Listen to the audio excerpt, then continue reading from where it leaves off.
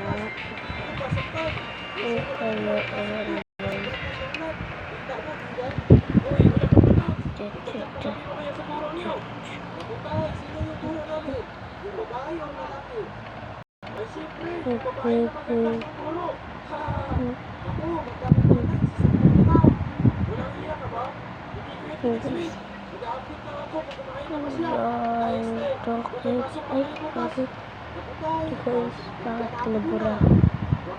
Ayan guys, nandito na natin. Okay then.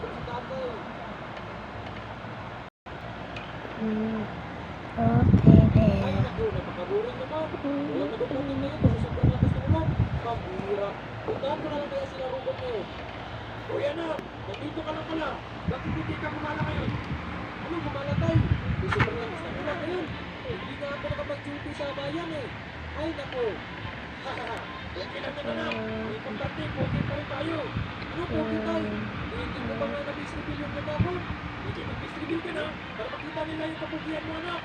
Okay, pag umabot ng 500,000 subscriber, doon ako mag-distribute. Sige, anak. Good. Okay. Kaya ayaw nyo guys. Kaya babay muna. Bye bye.